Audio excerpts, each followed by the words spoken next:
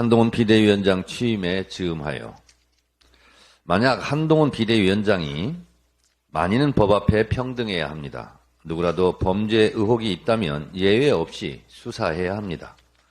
법 앞에 성역은 없습니다. 그게 살아있는 권력 그 누구라도 공정하게 국민이 납득할 수 있도록 법적 절차와 조치를 받아야 합니다. 김건희 여사에 관한 특검이 국민적 관심사고 특검 수용 여론이 높습니다. 김건희 특검은 비켜갈 수 없는 국민의 명령입니다.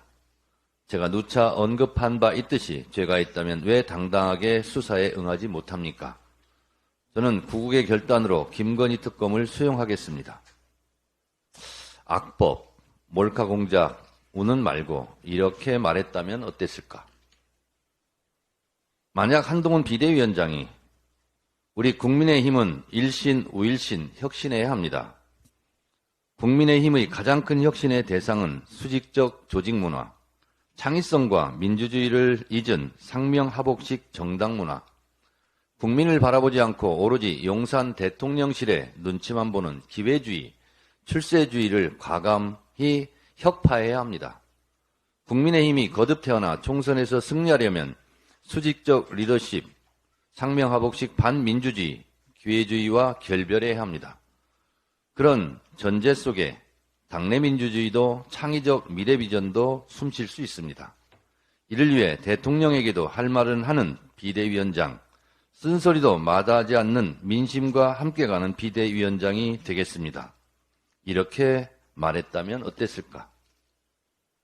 만약 한동훈 비대위원장이 불체포 특권 포기하지 않으면 공천 주지 않겠다고 말하는 얄팍함 대신 한간에 제가 비대위원장이 되면 검사 낙하산 공천을 할 것이라는 의심들 하시는데 그런 일은 결코 없을 것입니다.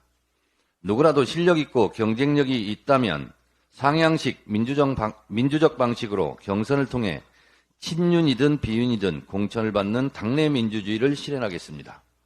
비윤이라고 찍힌 분들 걱정하지 마십시오. 이렇게 말했다면 어땠을까? 저는 평생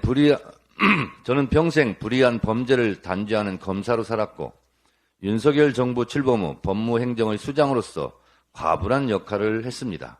저는 정치 문외한입니다. 오로지 국민의힘 총선 승리에만 제 역할을 다하고 평범한 시민으로 돌아가겠습니다. 하여 지역구든 비례대표든 출마하지 않겠습니다. 만약 한동훈 비대위원장이 이렇게 말했다면 어땠을까? 이랬다면 땡전 뉴스가 땡윤 뉴스로 부활하고 노태우가 한동훈으로 둔갑해 2024년 서울의 봄을 유린하겠다는 국민적 의심은 사라지지 않았을까?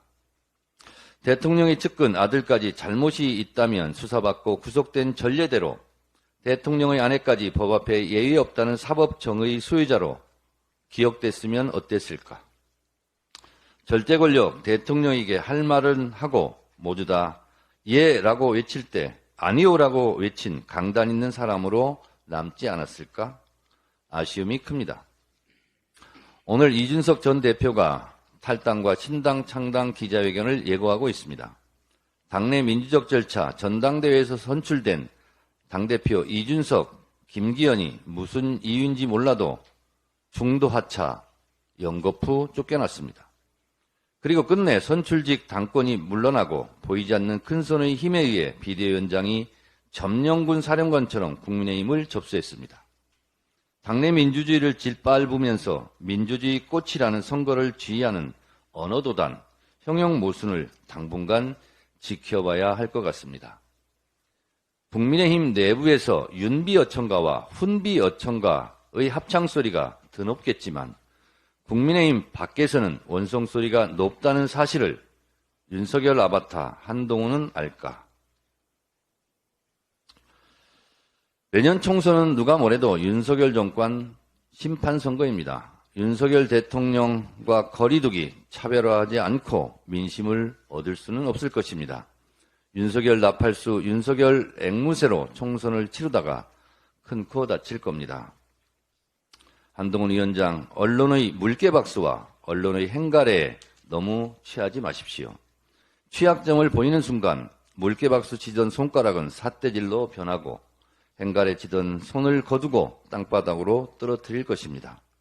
그때 많이 뻘쭘하고 많이 아픕니다. 늘 자기 자신을 뒤돌아보고 거울 앞에서 자기 객관화에 충실하시기 바랍니다.